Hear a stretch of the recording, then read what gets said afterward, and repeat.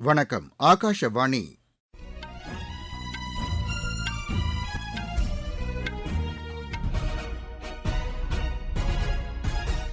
செய்திகள் வாசிப்பவர் ரெங்கநாதன். தலைப்புச் செய்திகள். பிரதமர் திரு நரேந்திர மோடி அகமதாபாத்தில் இன்று ஜெர்மனி பிரதமர் திரு ஃப்ரீட்ரிச் மெர்ஸுடன் பேச்சுவார்த்தை நடத்தவுள்ளார். கேரளாவில் தேசிய ஜனநாயக கூட்டணியால் மட்டுமே நல்லாட்சியை வழங்க முடியும் என்று மத்திய உள்துறை அமைச்சர் திரு அமித்ஷா கூறியுள்ளார். சுவாமி விவேகானந்தரின் பிறந்த நாள் இன்று தேசிய இளைஞர் தினமாக கொண்டாடப்படுகிறது. லெபனானில் ஹிஸ்புல்லா அமைப்புக்கு ஆதரவாக செயல்படும் ராணுவ தளங்களை குறிவைத்து இஸ்ரேல் பாதுகாப்பு படைகள் தாக்குதல் நடத்தியுள்ளன. மகளிர் பிரீமியர் லீக் கிரிக்கெட் போட்டியில் குஜராத் அணி 4 ரன் வித்தியாசத்தில் தில்லி அணியை வென்றது. இனி விரிவான செய்திகள். பிரதமர் திரு நரேந்திர மோடி அகமதாபாத்தில் இன்று ஜெர்மனி பிரதமர் திரு ஃப்ரீட்ரிச் மெர்ஸுடன் பேச்சுவார்த்தை நடத்தவுள்ளார். இதில் பங்கேற்பதற்காக நேற்றிரவு அகமதாபாத் வந்த ஜெர்மன் பிரதமருக்கு விமான நிலையத்தில் சிறப்பான வரவேற்பு அளிக்கப்பட்டது. இன்று காலை அகமதாபாத்தில் உள்ள சபர்மதி ஆசிரமத்திற்கு செல்லும் ஜெர்மனி பிரதமர் அங்கு மகாத்மா காந்திக்கு மரியாதை செலுத்துகிறார். பின்னர் அகமதாபாத்தில் நடைபெறும் சர்வதேச காற்றாடி திருவிழாவிலும் அவர் பங்கேற்கிறார். அதனைத் தொடர்ந்து மகாத்மா மந்திரில் பிரதமர் திரு நரேந்திர மோடியுடன் இருநாட்டு குழுக்கள் அளவிலான பேச்சுவார்த்தையை நடத்தவுள்ளார். இன்று மாலையில் தண்டி குடிலுக்கு சென்று அங்குள்ள அருங்காட்சியகத்தை பார்வையிடவுள்ளார். நாளை பெங்களூரு செல்லும் ஜெர்மனி பிரதமர் இந்தோ ஜெர்மன் ஒத்துழைப்பின் கீழ் அமைக்கப்பட்டுள்ள போஸ் நிறுவன வளாகத்தை பார்வையிடுவதுடன் நானோ அறிவியல் மற்றும் பொறியியல் மையத்தையும் பார்வையிட உள்ளதாக வெளியுறவு அமைச்சகம் தெரிவித்துள்ளது. கேரளாவில் தேசிய ஜனநாயக கூட்டணியால் மட்டுமே நல்லாட்சியை வழங்க முடியும் என்று மத்திய உள்துறை அமைச்சர் திரு அமித்ஷா கூறியுள்ளார். திருவனந்தபுரத்தில் நேற்று அம்மாநில பிஜேபியின் முக்கிய நிர்வாகிகள் கூட்டத்தில் பங்கேற்ற அவர் தேசிய ஜனநாயக கூட்டணியின் மாநில அளவிலான தலைவர்கள் கூட்டத்திலும் கலந்து கொண்டார். இதுகுறித்து அவர் வெளியிட்டுள்ள சமூக வலைதள பதிவில், கேரளாவில் தற்போது ஆட்சியில் உள்ள இடது ஜனநாயக முன்னணி அரசு பல்வேறு முறைகேடுகளில் ஈடுபட்டுள்ளதாக குற்றம் சாட்டியுள்ளார். இந்த அரசை அகற்றி கேரளாவை வளர்ச்சியடைந்த மாநிலமாக மாற்ற பிஜேபியால் மட்டுமே முடியும் என்று மக்கள் நம்புவதாக அவர் கூறியுள்ளார். இதனை நிறைவேற்ற ஏதுவாக மத்திய அரசால் செயல்படுத்தப்படும் திட்டங்களை பிஜேபி நிர்வாகிகள் வீடு வீடாக சென்று மக்களிடம் எடுத்துரைக்குமாறும் திரு அமித்ஷா கேட்டுக் கொண்டுள்ளார். மத்திய மின்னணு மற்றும் தகவல் தொழில்நுட்பத்துறை அமைச்சர் திரு அஸ்வினி வைஷ்ணவ் அமெரிக்காவில் இன்று நடைபெறும் அரிய தாதுக்கள் குறித்த மாநாட்டில் பங்கேற்பதற்காக வாஷிங்டன் சென்றுள்ளார். தமது இந்த பயணம் குறித்து அவர் வெளியிட்டுள்ள சமூக வலைதள பதிவில், வளர்ச்சியடைந்த இந்தியா என்ற இலக்கை அடைய அரிய தாதுக்களின் விநியோகச் சங்கிலியை பாதுகாப்பானதாக மாற்றுவது அவசியம் என்று குறிப்பிட்டுள்ளார். வளர்ச்சியடைந்த இந்தியாவிற்கான இளம் தலைவர்கள் கலந்துரையாடல் தேச நிர்மாணத்திற்கான ஒரு வாய்ப்பு என்று மத்திய இணையமைச்சர் டாக்டர் ஜிதேந்திர சிங் தெரிவித்துள்ளார். இந்த கலந்துரையாடலில் பங்கேற்றுள்ள ஜம்மு காஷ்மீர் மற்றும் லடாக் யூனியன் பிரதேசங்களைச் சேர்ந்த இளைஞர்களை புதுதில்லியில் உள்ள தமது இல்லத்தில் சந்தித்து பேசினார். இந்த கலந்துரையாடலில் பங்கேற்பதன் மூலம் இளைஞர்களின் சிந்தனை, படைப்பாற்றல் மற்றும் தலைமைத்துவ பண்புகளை வெளிப்படுத்துவதற்கான வாய்ப்பு ஏற்பட்டுள்ளது என்றும் அவர் குறிப்பிட்டார்.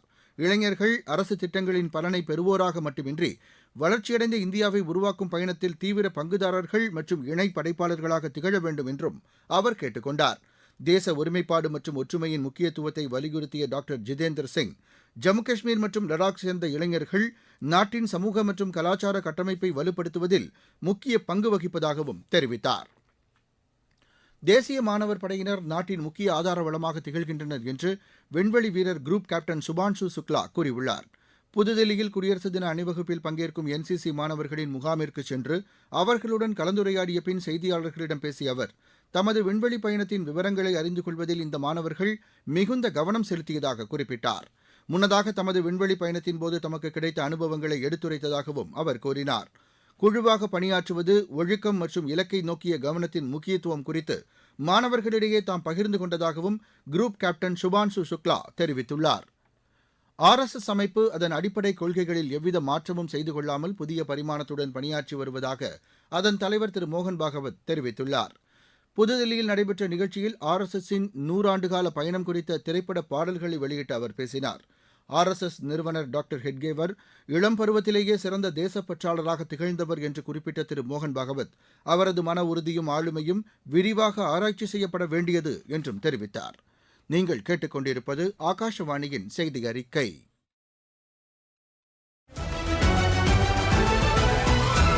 ஊரக வளர்ச்சிக்கான புதிய அத்தியாயம். வளர்ச்சியடைந்த இந்தியாவிற்கான ஊரக வேலைவாய்ப்பு உறுதி மற்றும் வாழ்வாதார சட்டம். இந்த சட்டம் வருடத்திற்கு 125 நாட்கள் வேலையை உறுதி செய்கிறது. இதில் வாரந்தோறும் ஊதியம் வழங்கப்படுவது கட்டாயமாக்கப்பட்டுள்ளது. பணி முடிந்த 15 நாட்களுக்குள் ஊதியம் வழங்குவதை உறுதி செய்வதற்கான அம்சங்களும் இதில் இடம்பெற்றுள்ளன. ஊதியம் காலதாமதமாக வழங்கப்பட்டால் அதற்கான இழப்பீட்டுத் தொகைக்கும் இதில் வகை செய்யப்பட்டுள்ளது. வளர்ச்சியடைந்த இந்தியாவிற்கான பயணத்தில் மோடி அரசு தொடரும் சீர்திருத்த நடவடிக்கைகள். சுவாமி விவேகானந்தரின் பிறந்த நாள் நாடு முழுவதும் இன்று தேசிய இளைஞர் தினமாக கொண்டாடப்படுகிறது. இந்நாளையொட்டி புதுதில்லியில் நடைபெறும் வளர்ச்சியடைந்த இந்தியாவுக்கான இளம் தலைவர்கள் கலந்துரையாடலின் நிறைவு நிகழ்ச்சியில் பிரதமர் திரு நரேந்திர மோடி பங்கேற்கிறார். இதுகுறித்து பிரதமர் வெளியிட்டுள்ள சமூக வலைதள பதிவில், மிகுந்த உற்சாகமும் ஈடு இணையற்ற ஆர்வமும் கொண்ட நமது இளைஞர்கள் வலிமையான வளமான தேசத்தை உருவாக்க உறுதி பூண்டிருப்பதாக கூறியுள்ளார். அத்தகைய இளைஞர்களுடன் கலந்துரையாடுவதை மிகுந்த ஆவலுடன் எதிர்நோக்கியிருப்பதாகவும் பிரதமர் தெரிவித்துள்ளார். சாலை கட்டமைப்பு பணியில் இந்திய தேசிய நெடுஞ்சாலை ஆணையம் 4 கிண்ண சாதனைகளை படைத்துள்ளது. பெங்களூரு கடப்பா விஜயவாடா இடையிலான தேசிய நெடுஞ்சாலை எண் 544Gயில் ஆந்திர மாநிலம் புட்டபர்த்தி அருகே 24 மணி நேரத்திற்குள் 9.63 கிலோமீட்டர் தொலைவுக்கு 3 வழி தார் சாலை அமைத்து முதல் சாதனை படைக்கப்பட்டுள்ளது. இதேபோன்று ஒரே நாளில் 10,655 மெட்ரிக் டன் அளவிற்கு தார் கலவையை பயன்படுத்தியது ஒரு சாதனையாகவும் இடம்பெற்றுள்ளது. மேலும் 52 கிலோமீட்டர் தொலைவுக்கு தொடர்ச்சியாக 3 வழிச்சாலை அமைத்ததும் சாதனையாக பதிவாகியுள்ளது. வெனிசுலாவிடமிருந்து கியூபாவிற்கு இனி பெட்ரோலிய பொருட்களோ பணமோ வழங்கப்பட மாட்டாது என்று அமெரிக்க அதிபர் திரு டொனால்டு ட்ரம்ப் தெரிவித்துள்ளார். தமது சமூக வலைதளத்தில் இதனை பதிவிட்டுள்ள அவர், இனி வெனிசுலாவிடமிருந்து கியூபா எண்ணெய் பெற விரும்பினால் அது குறித்து அமெரிக்காவுடன் தான் முதலில் ஒப்பந்தம் செய்ய வேண்டும் என்று குறிப்பிட்டுள்ளார். இதுவரை கியூபாவின் முக்கிய எண்ணெய் விநியோகஸ்தராக வெனிசுலா திகழ்ந்து வந்த நிலையில் அந்நாட்டின் மீது ராணுவ நடவடிக்கை மேற்கொண்ட அமெரிக்கா இரு நாடுகளுக்கும் இடையிலான வர்த்தகத்திற்கும் கடும் கட்டுப்பாடுகளை விதித்து வருகிறது.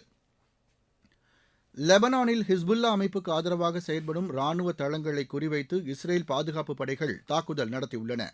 இதுகுறித்து இஸ்ரேல் ராணுவம் வெளியிட்டுள்ள சமூக வலைதள பதிவில், ஹிஸ்புல்லா அமைப்பினர் ஆயுதங்களை பதுக்கி வைத்துள்ள இடங்களை குறிவைத்து இந்த தாக்குதல் நடத்தப்பட்டதாக தெரிவித்துள்ளது. கடந்த 2024ஆம் ஆண்டு நவம்பர் மாதத்திலிருந்து இஸ்ரேல் படைகள் நடத்தி வரும் தாக்குதலில் 400க்கும் மேற்பட்டோர் கொல்லப்பட்டிருப்பதாகவும் அதில் கூறப்பட்டுள்ளது. லெபனானில் உள்ள ஹிஸ்புல்லா அமைப்பினரிடம் ஆயுதங்கள் ஏதும் இல்லை என்று அந்நாட்டு அரசு தெரிவித்த போதிலும் அதனை ஏற்க மறுத்து இஸ்ரேல் படைகள் தாக்குதல் நடத்தியுள்ளன. ரஷ்யாவின் ஒரோனக் நகர் மீது உக்ரைன் நடத்திய ட்ரோன் தாக்குதலில் ஒருவர் உயிரிழந்தார், 3 காயமடைந்தனர். இந்த தாக்குதலில் 10க்கும் மேற்பட்ட அடுக்குமாடி குடியிருப்புகள், பள்ளிக்கூடம் உள்ளிட்ட கட்டிடங்கள் சேதமடைந்திருப்பதாக அந்த மாகாண ஆளுநர் தெரிவித்துள்ளார். அதேவேளையில் உக்ரைன் ஏவிய 17 ட்ரோன்களை ரஷ்ய வான் பாதுகாப்பு படையினர் சுட்டு வீழ்த்தியிருப்பதாகவும் அவர் கூறியுள்ளார். உயிர்காக்கும் சிகிச்சையை விரைந்து மேற்கொள்வதில் மேற்கு வங்கம் மாநிலம் நாடியா மாவட்டத்தில் உள்ள எய்ம்ஸ் மருத்துவமனை பெரும் வெற்றி பெற்றுள்ளது. தாகேர்பூர் அருகே நடைபெற்ற பிரதமர் திரு நரேந்திர மோடியின் பிரச்சார பொதுக்கூட்டத்திற்கு சென்ற பைரப் கோஷ் ரயில் விபத்தில் படுகாயமடைந்து உயிருக்கு போராடிய நிலையில் எய்ம்ஸ் மருத்துவக் குழுவினர் அவருக்கு உடனடியாக சிகிச்சை அளித்து உயிரை காப்பாற்றியுள்ளனர். அத்துடன் அவருக்கு தொடர் அறுவை சிகிச்சை அளித்ததுடன் மருத்துவ செலவையும் எய்ம்ஸ் மருத்துவமனை நிர்வாகமே முழுமையாக ஏற்றுக்கொண்டிருப்பது குறிப்பிடத்தக்கது. மகளிர் பிரீமியர் லீக் கிரிக்கெட் போட்டியில் குஜராத் அணி 4 ரன் வித்தியாசத்தில் தில்லி அணியை வென்றது. நவி மும்பையில் நடைபெற்ற இப்போட்டியில் முதலில் களமிறங்கிய குஜராத் அணி நிர்ணயிக்கப்பட்ட 20 ஓவரில் 209 ரன் எடுத்தது. பின்னர் களமிறங்கிய தில்லி அணி 5 விக்கெட்டுகளை இழந்து 205 ரன் மட்டுமே எடுத்தது. இன்று நடைபெறும் ஆட்டத்தில் பெங்களூரு, உத்தரப்பிரதேச அணிகள் மோதுகின்றன. 19 வயதுக்குட்பட்டோருக்கான உலகக்கோப்பை கிரிக்கெட் பயிற்சி ஆட்டத்தில் இந்தியா இன்று இங்கிலாந்து அணியை எதிர்கொள்கிறது. இப்போட்டி ஜிம்பாப்வேயில் உள்ள புலவாயோவில் பிற்பகல் 1 மணிக்கு தொடங்குகிறது. நியூசிலாந்துக்கு எதிரான முதலாவது ஒருநாள் கிரிக்கெட் போட்டியில் இந்தியா 4 விக்கெட் வித்தியாசத்தில் வெற்றி பெற்றது. வதோதராவில் நடைபெற்ற இப்போட்டியில் முதலில் களமிறங்கிய நியூசிலாந்து அணி நிர்ணயிக்கப்பட்ட 50 ஓவரில் 8 விக்கெட் இழப்பிற்கு 300 ரன் எடுத்தது. இதையடுத்து 301 ரன் எடுத்தால் வெற்றி என்ற இலக்குடன் களமிறங்கிய இந்தியா 49 ஓவரில் 6 விக்கெட் இழப்பிற்கு 306 ரன் எடுத்து வெற்றி பெற்றது. அதிகபட்சமாக விராட் கோலி 93 ரன் எடுத்தார். 3 போட்டிகளை கொண்ட இத்தொடரில் இந்தியா 1-0 என்ற ஆட்டக்கணக்கில் முன்னிலை பெற்றுள்ளது. இரண்டாவது போட்டி வரும் புதன்கிழமை ராஜ்கோட்டில் நடைபெறுகிறது. மீண்டும் தலைப்புச் செய்திகள். பிரதமர் திரு நரேந்திர மோடி அகமதாபாத்தில் இன்று ஜெர்மனி பிரதமர் திரு ஃப்ரீட்ரிச் மெர்ஸுடன் பேச்சுவார்த்தை நடத்தவுள்ளார். கேரளாவில் தேசிய ஜனநாயக கூட்டணியால் மட்டுமே நல்லாட்சியை வழங்க முடியும் என்று மத்திய உள்துறை அமைச்சர் திரு அமித் ஷா கூறியுள்ளார். சுவாமி விவேகானந்தரின் பிறந்தநாள் இன்று தேசிய இளைஞர் தினமாக கொண்டாடப்படுகிறது. லெபனானில் ஹிஸ்புல்லா அமைப்புக்கு ஆதரவாக செயல்படும் ராணுவ தளங்களை குறிவைத்து இஸ்ரேல் பாதுகாப்பு படைகள் தாக்குதல் நடத்தியுள்ளன. மகளிர் பிரீமியர் லீக் கிரிக்கெட் போட்டியில் குஜராத் அணி 4 ரன் வித்தியாசத்தில் தில்லி அணியை வென்றது. இத்துடன் இந்த செய்தி அறிக்கை நிறைவடைந்தது.